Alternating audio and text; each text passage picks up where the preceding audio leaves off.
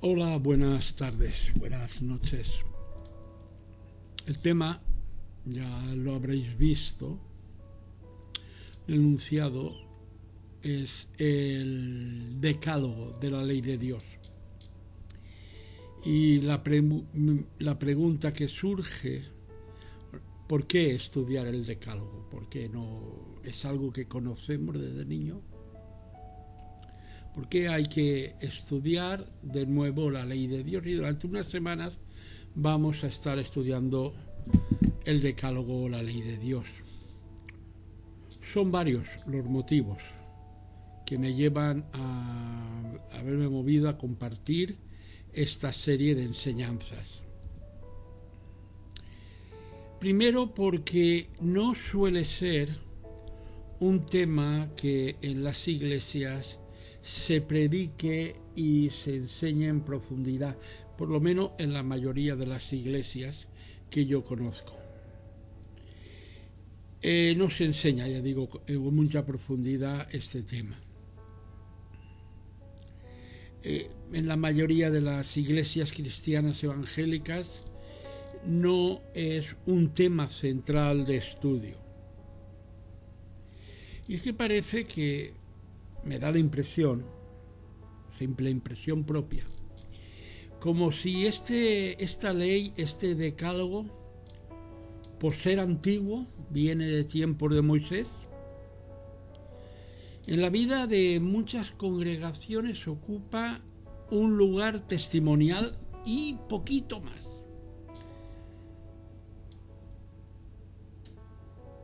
Otra razón es porque, como veíamos estas semanas atrás, veíamos que nuestro bendito Maestro no solamente no rechazó la ley, sino que sus enseñanzas nos dirigen hacia la obediencia del decálogo y por lo tanto una obediencia a Dios Altísimo. Un motivo que me empuja a estudiar el decálogo es por la alarmante falta de compromiso que a veces ves en creyentes en iglesias a vivir vidas de santidad. Y a ser sustituida esta santidad por lo que el pastor, escritor y mártir Dietrich Bonhoeffer llamó la gracia barata.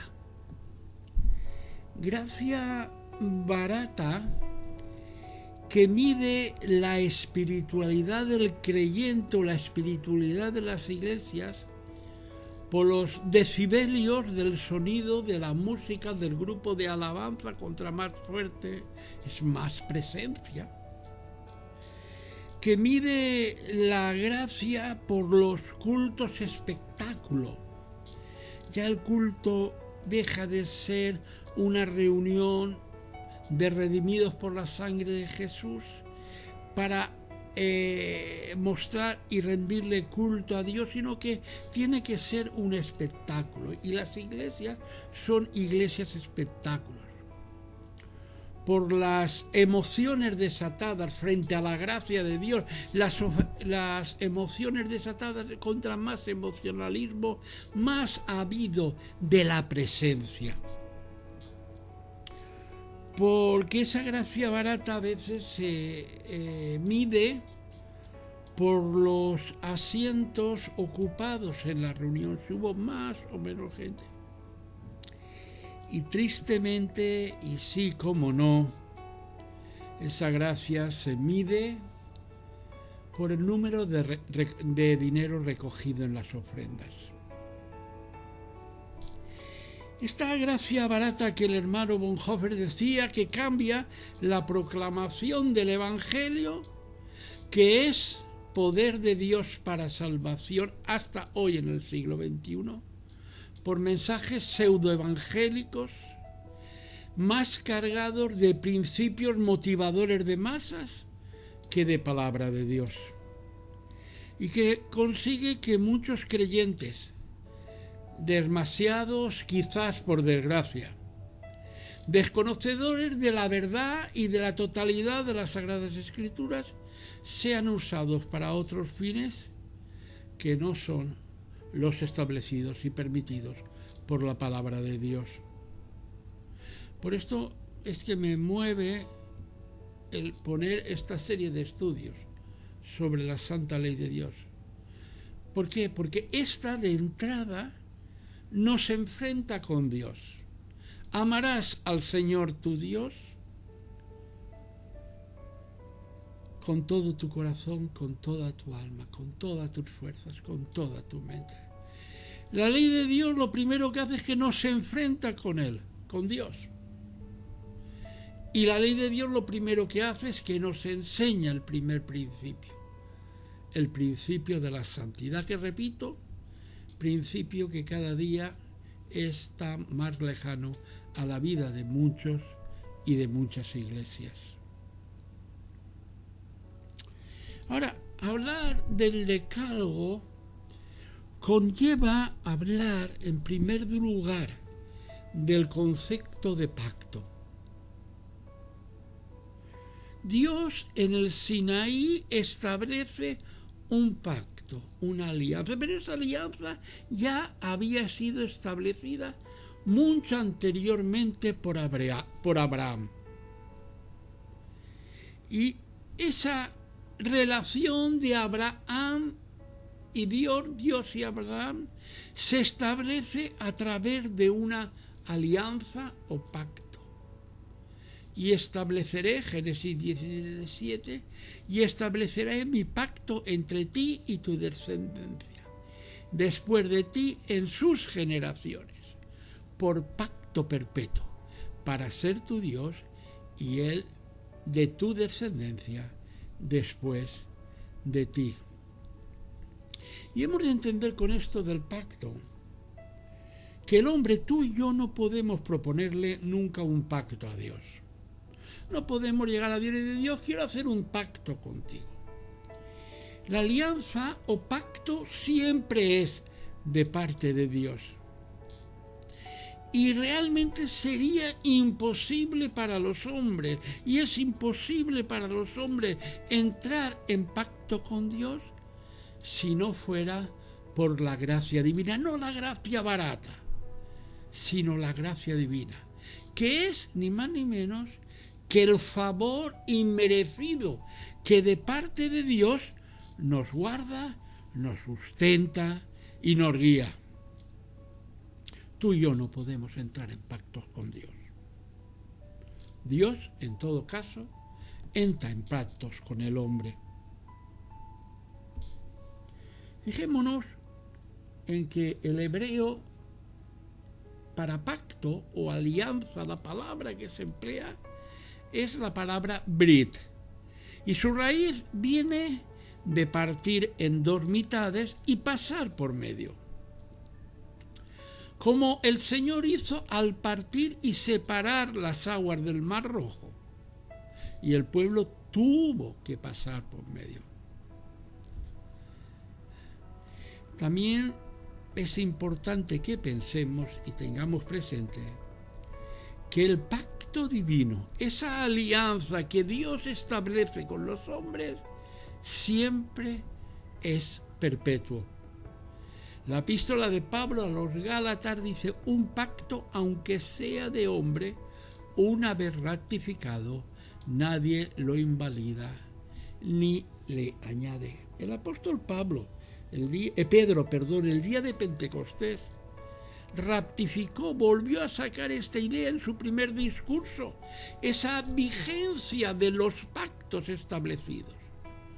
De los pactos establecidos en esa parte de la Biblia mal llamada Antiguo Testamento, pues el Nuevo Testamento realmente estaban comenzando a vivirlos ellos, estaban comenzando a formarse a través de la vida de los primeros creyentes. Y Pedro ese día de Pentecostés les dijo: arrepentíos y bautícese cada uno de vosotros en el nombre de Jesucristo para el perdón de los pecados y recibiréis el don del Espíritu Santo, porque para vosotros es la promesa, y para vuestros hijos y para todos los que están lejos, para cuando el Señor nuestro Dios llamare.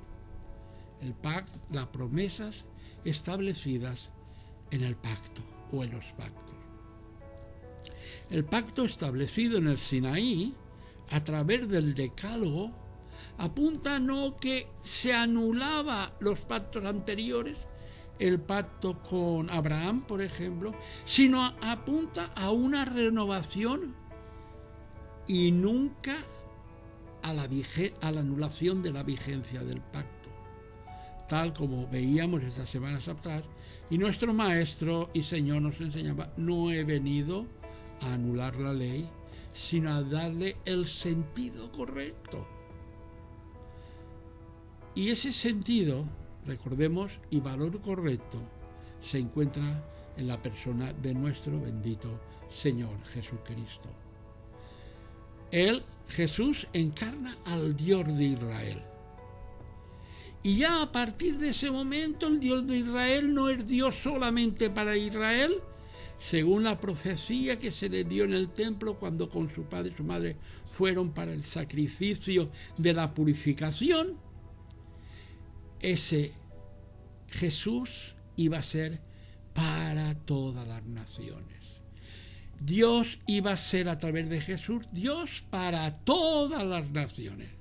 Ahora todas las naciones podemos ser unidos al buen olivo que es el Mesías mismo. Y de esta unión surge un nuevo pueblo. Ya no es judío, ya no es gentil. Es un pueblo formado por judíos y por gentiles. Ese es el remanente auténtico de Dios, y este pasa a vivir bajo los pactos establecidos anteriormente. No hemos sustituido a Israel. Y por lo tanto las promesas que Dios le dio a Israel las ha pasado a la Iglesia. Hemos sido unidos al buen olivo. Y por esa unión al buen olivo, siendo ramas salvajes, recibimos todos los beneficios de las promesas que Dios estableció, por promesas y pactos que son eternos. Y pasamos a vivir bajo las condiciones de esos pactos. Yo, el Señor, te he llamado en justicia y te sostendré por la mano, te guardaré y te pondré por pacto al pueblo, por luz a las naciones. Y aquí esta profecía de Isaías está hablando, es una profecía mesiánica y apunta a Jesús. Te pondré por pacto al pueblo, por luz a las naciones. Él, el Señor, hace memoria de su pacto perpetuamente y de la palabra que él mandó para 1000 generaciones, del pacto que concertó con Abraham y de su juramento a Isaac, el cual confirmó con Jacob por estatuto y a Israel por pacto sempiterno. Primera de Crónicas 16, 15 y 17.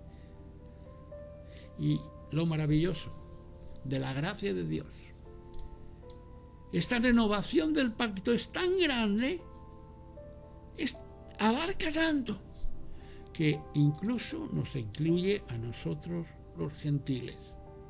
En este punto sería, después, si queréis leer la carta de Pablo a los Efesios, capítulo 12, sobre todo a partir del verso 11, no erais pueblo. No erais pueblo, pero ahora habéis venido a ser pueblo.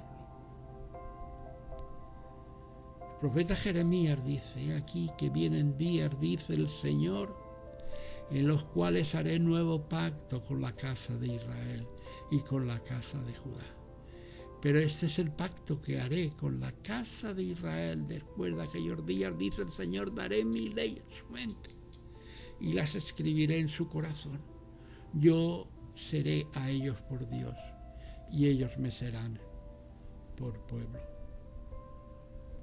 Y es que cuando un corazón, una vida es limpiada por el poder de la sangre de Jesús, cuando es renovada por la presencia del Santo Espíritu de Dios, lo normal, lo que debe de ocurrir en esa vida es un anhelo para andar en los principios y en las leyes del Señor.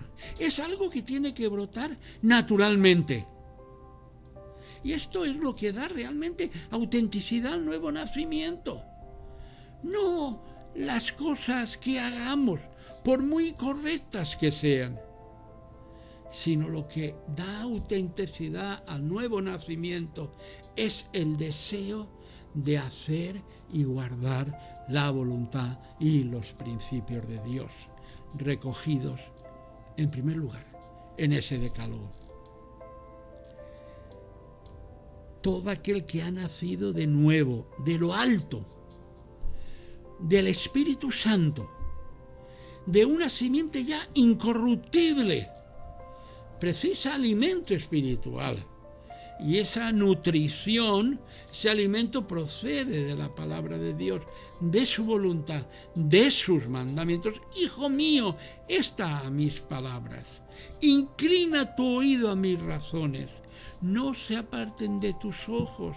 Guárdalas en medio de tu corazón, porque son vida a los que la hallan y medicina a todo su cuerpo.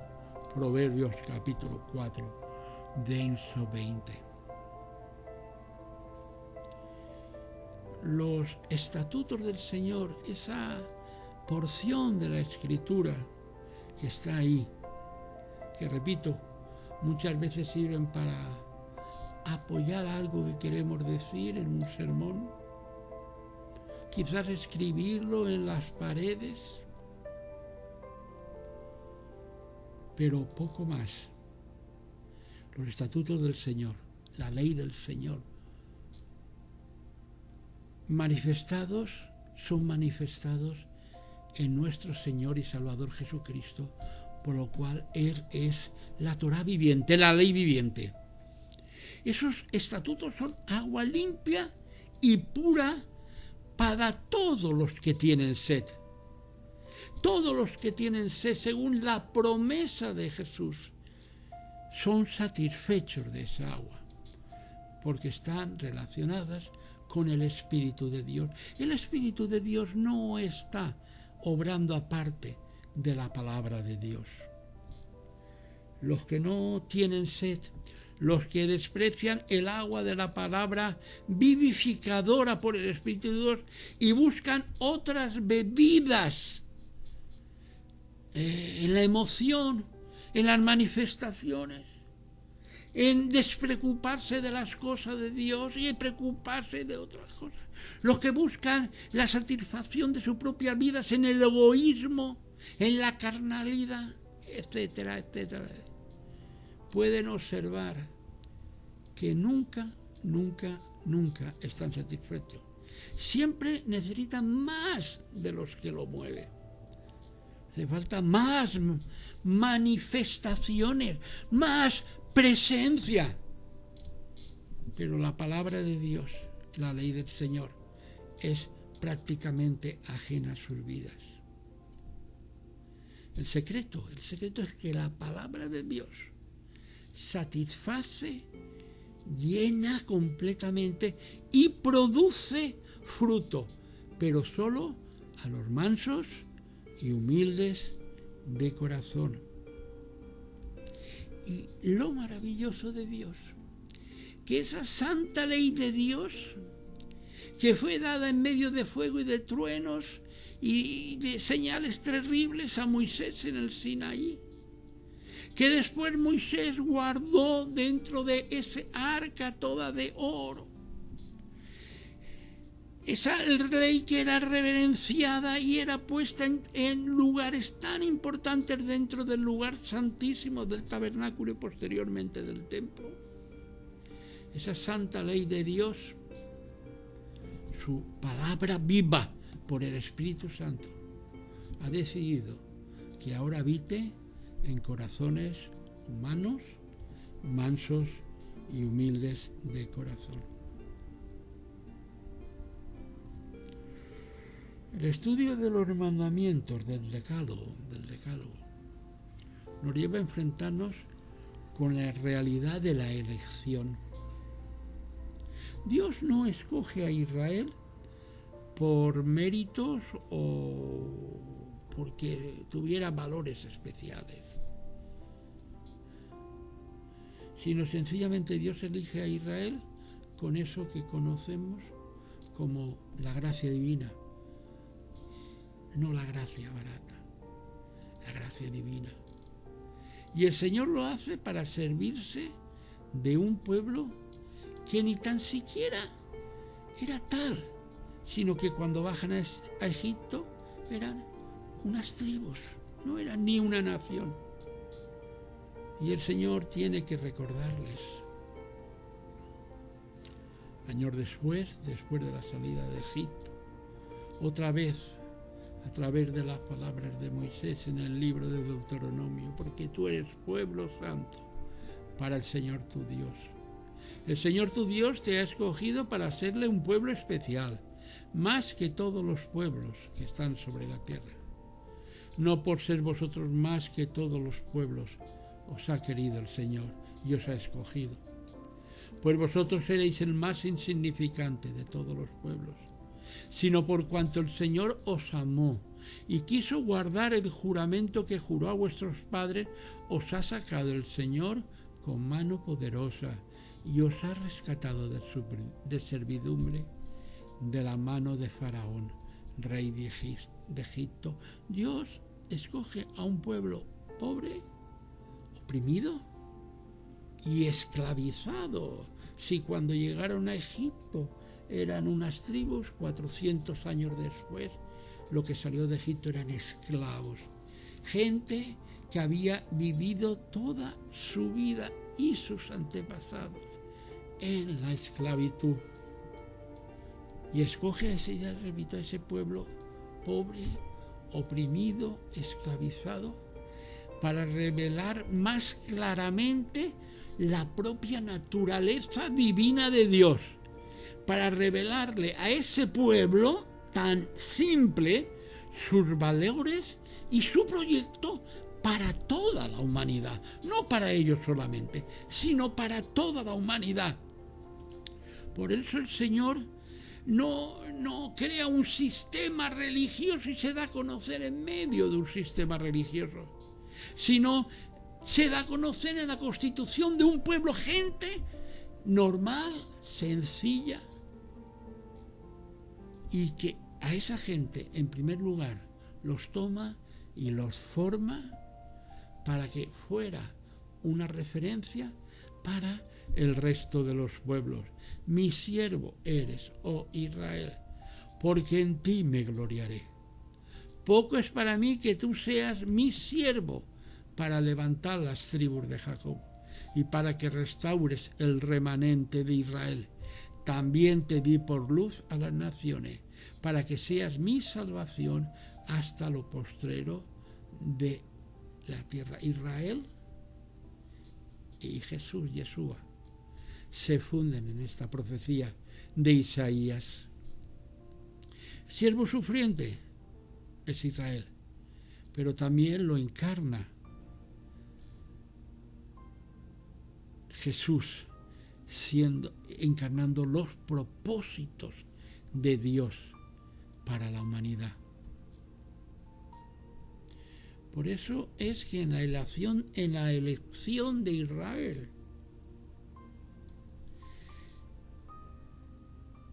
el Señor elige un pueblo para que este pueblo configure su vida de acuerdo a los designios y los principios de Dios, de sus mandamientos, y les da una ley.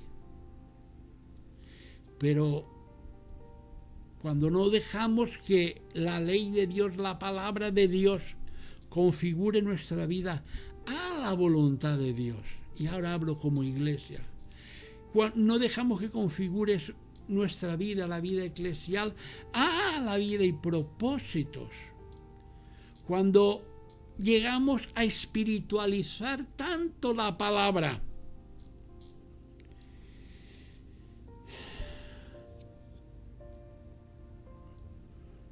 podemos muy fácilmente convertir la Biblia en un simple manual de liturgia, sin otro valor, para ser utilizada ese manual en las reuniones de culto o en las meditaciones diarias al estilo del misal romano de la Iglesia Católica, del libro de oración común del anglicanismo o del sidur judío.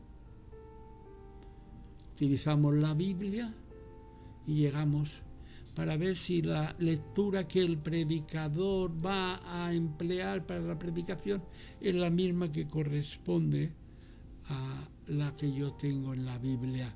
Evidentemente, si el predicador lee Reina Valera versión de 1960 y yo tengo la misma versión, va a coincidir exactamente la misma lectura. Y cuando se ha terminado la lectura, cerramos la Biblia, la dejamos a un lado, la apoyamos en la pierna y ahí se queda.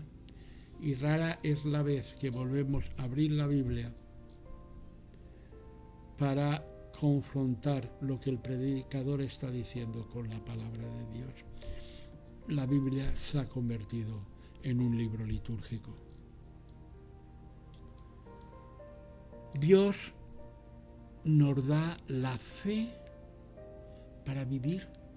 Curioso, no para creer. Es la diferencia que existe entre el concepto de fe judío y el concepto de fe griego. Pistis, creencia, la palabra griega nos sirve para creer cosas.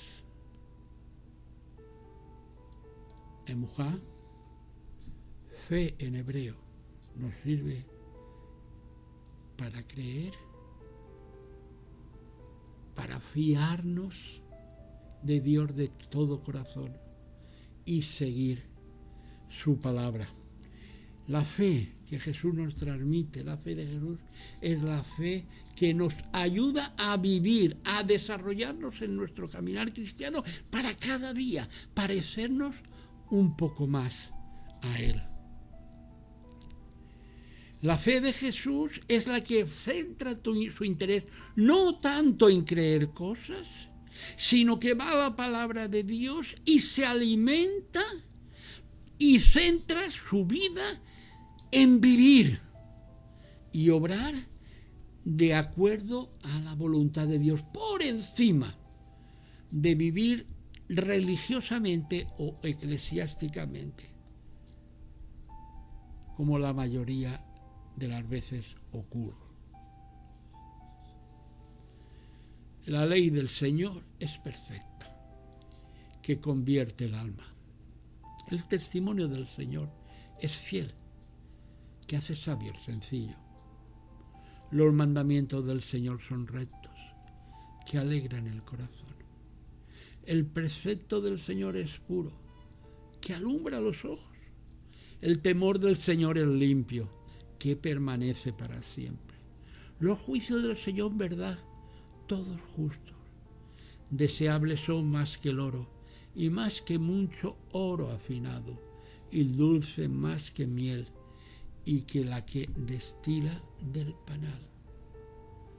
Quiere decir que no hay que estudiar el decálogo, que no hay que vivir el decálogo, que no hay que aplicarlo cuando el Espíritu de Dios ya lo ha puesto en nuestros corazones. Pues aquí en este texto dice que la ley es del Señor, es perfecta y produce conversión. Que los testimonios del Señor son fieles y que los seguimos nos harán sabios. Que los mandamientos del Señor son siempre rectos y por la rectitud de esos mandamientos nos alegran el corazón. Que los preceptos, los principios del Señor son puros y traen luz en nuestro caminar. No hay impureza en ellos, no hay maldad en ellos. El temor del Señor es limpio, perfecto, permanece para siempre.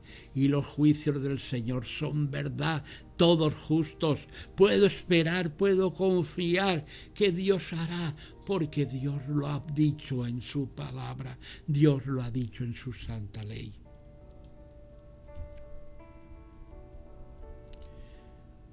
La semana que viene, Dios mediante, comenzaremos a mirar esa ley.